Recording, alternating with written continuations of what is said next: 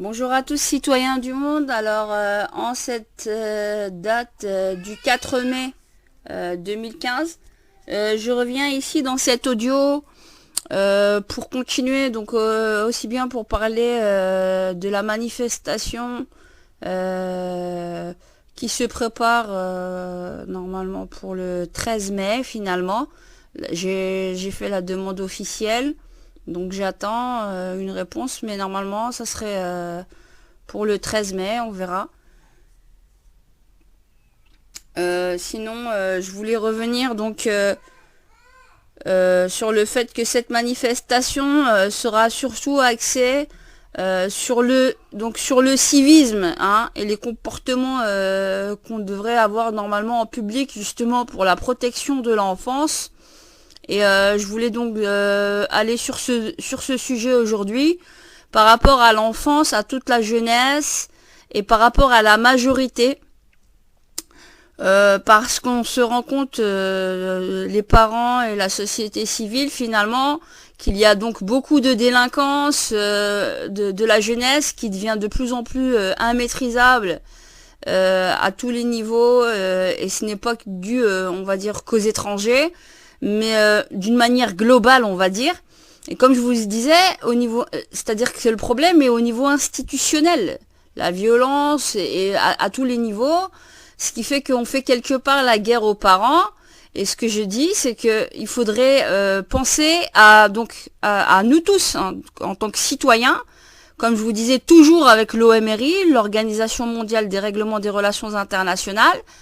Euh, Qu'est-ce que c'est exactement? C'est un parlement qui traite aussi bien des questions nationales qu'internationales et qui sera directement, fait par le peuple. Il n'y a plus besoin de passer, comme je vous disais, par la case député. Hein, on peut arriver directement à une démocratie directe et c'est à nous de nous organiser tous ensemble. Et c'est pour ça aussi, quelque part, de faire la manifestation anti-gay pride, c'est aussi un moyen de réconcilier les gens tout en étant contre certaines valeurs, c'est-à-dire de fait de l'exhibition, voilà, par rapport au civisme en tant que tel, qui doit être une valeur universelle pour nous tous en sphère publique, et en même temps de dire qu'il n'y a plus rien à revendiquer, parce que tout simplement, avec ce Parlement, l'OMRI, tout le monde trouvera sa place. Donc il faut comprendre aussi ce phénomène.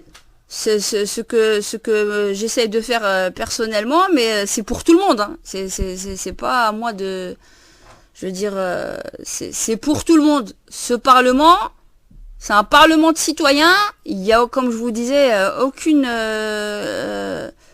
avalisation à attendre. Juste à nous, entre citoyens, de nous prendre en charge. Et comme je dis, je fais un appel aux autorités, lesquelles, les autorités de police, le syndicat policier avec lequel j'étais en contact, il se reconnaîtra, le syndicat de l'armée. Je fais un appel à tout ce corps donc de défense et de sécurité pour venir nous rejoindre.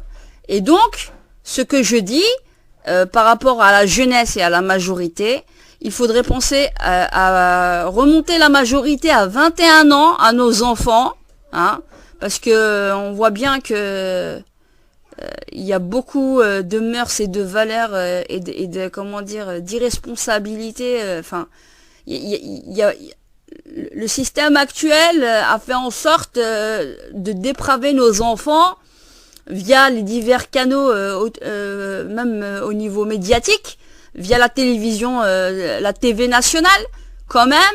Je trouve pas ça normal, alors qu'on nous payons tous des impôts, pas pour qu'on nous abrutisse nos enfants, hein.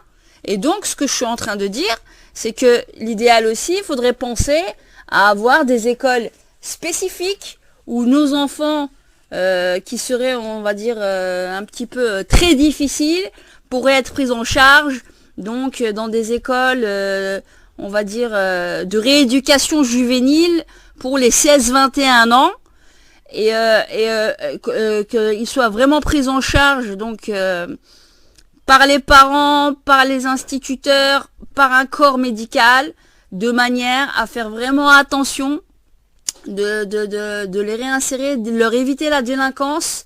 Et donc, je suis pour que la majorité, on va dire, entre guillemets, officielle remonte à 21 ans et que la majorité sexuelle puisse remonter à 18 ans.